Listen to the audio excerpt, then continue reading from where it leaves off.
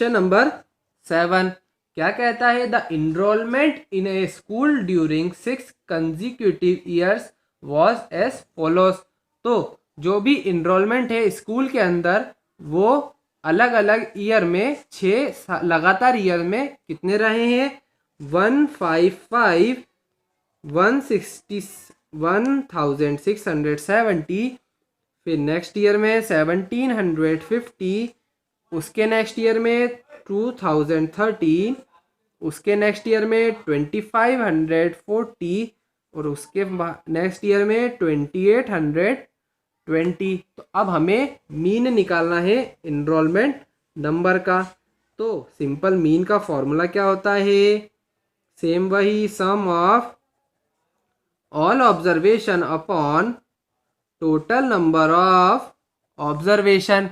अब सबका हम सम करते हैं तो 1555 plus 1670 plus 1750 plus 2013 plus 2540 plus 2820 और डिनोमिनेटर में कितने साल का है? 6 साल का है। तो टोटल सम करने पे कितना आया? 12,348 अपॉन में 6 और जब हम इसको डिवाइड करेंगे तो मीन कितना आ जाएगा? 2558 आ गया। अब आ जाते हैं क्वेश्चन नंबर 8 पे। The rainfall in millimetre in a city on 7 days of a certain week was recorded as follows. तो एक वीक में एक सिटी का रेनफॉल को रिकॉर्ड करा है। तो मंडे को 0.0, ट्यूसडे को 12.2, वेडनेसडे को 2.1, थर्सडे को 0.0, फ्राइडे को 20.5, सैटरडे को 5.5 और संडे को 1.0। अब फर्स्ट पार्ट क्या कहता है? Find the range of the rainfall. तो रेंज कैसे निकालते हैं? तो उसके लिए सबसे पहले हमें हाईएस्ट निकालना पड़ेगा। तो हाईएस्ट क्या है? सबसे ज़्यादा रेनफॉल, हाईएस्ट रेनफॉल है 20.5 मिलीमीटर और लोएस्ट कितनी है? 0.0 मिलीमीटर। तो रेंज कितनी होगी? Highest minus lowest.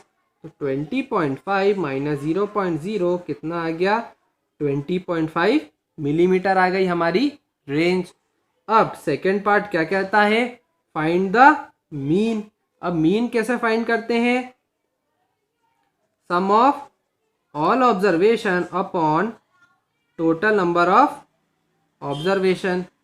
तो सम करेंगे सभी ऑब्जर्वेशन का तो 0.0 plus 12.2 plus 2.1 plus 0.0 plus 20.5 plus 5.5 plus 1.0 और एक वीक के लिए तो एक वीक में 7 days होते हैं। तो टोटल नंबर ऑफ ऑब्जर्वेशन कितने आ गए? 7 आ गए। और न्यूमरेटर वाली वैल्यूज का सम करा तो कितना आ गया? 41.3 अपॉन 7 और जब हम इसको डिवाइड करेंगे तो फाइनल मीन कितना आ जाएगा? 5.9 मिलीमीटर। थर्ड पार्ट क्या पूछता है कि on how many days was the rainfall less than the mean rainfall. तो मीन रेनफॉल कितनी है हमारी? 5.9 मिलीमीटर। तो हमें नंबर ऑफ डेज बताने हैं कि किस किस दिन मीन रेनफॉल मतलब कि 5.9 से कम बारिश हुई थी।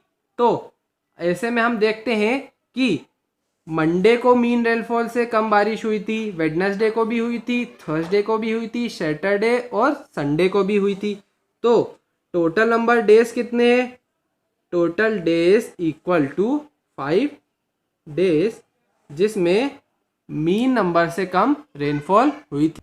अब आ जाते हैं क्वेश्चन नंबर 9 पे। क्या कहता है? The height of 10 girls were measured in centimetre and the result R S follows. तो 10 गर्ल्स की क्लास में हाइट नापी गई तो कितनी है? पहले की 135, दूसरे की 150, तीसरे की 139, चौथे की 128, पांचवे की 151, छठे की 132, सातवें की 146, आठवें की 149 9वीं की 143 और 10th वाले की 141। और अब हमें बताना है फर्स्ट पार्ट में कि what is the height of the tallest girl. तो हाइट हमें बतानी है टॉलेस्ट गर्ल की। तो सबसे ज़्यादा किसका नंबर है 151। 151 तो 151 वाली हाइट है वो सबसे टॉलेस्ट गर्ल है। और सेकेंड पार्ट क्या पूछता है height of the shortest girl. Height हमें बतानी है शॉर्टेस्ट गर्ल की। तो वो कितनी है 128 सेंटीमीटर। 128 सेंटीमीटर सबसे शॉर्टेस्ट गर्ल की। और अब हमें बताना है रेंज। तो रेंज क्या होगी टॉलेस्ट माइनस शॉर्टेस्ट। तो 151 माइनस 128 तो फाइनल हमारी रेंज कितनी आ गई रेंज आ गई हमारी 23 सेंटीमीटर। फोर्थ पार्ट क्या पूछता है हमें बताना है मीन। तो मीन क्या होगा mean height equal to sum of all observation upon total number of observation. तो सभी का सम करते हैं तो 135 plus 150 plus 139 plus 128 plus 151 plus 132 plus 146 plus 149 plus 143 plus 141 divided by 10 क्योंकि 10 गर्ल्स है। तो न्यूमरेटर का हमने सम करा तो कितना आ गया 1414 अपॉन 10। और इसको हम सॉल्व करेंगे तो कितना आएगा 141 अपॉन 4। तो मीन हाइट कितनी हो गई 141.4 सेंटीमीटर। फिफ्थ पार्ट क्या पूछता है how many girls have height more than mean height. तो अब हमें बताना है कि टोटल नंबर ऑफ गर्ल्स वो कितनी है जिनकी मीन हाइट से ज़्यादा हाइट है। तो मीन हाइट से ज़्यादा हाइट वाली कौन सी है सबसे पहले तो टेबल में देखा तो 150 वाली है, दूसरी 151 वाली है, फिर 146, फिर 149 और फिर एक और है 143 वाली। तो टोटल कितनी गर्ल्स है 5 गर्ल्स है जिसकी मीन हाइट से ज़्यादा हाइट है।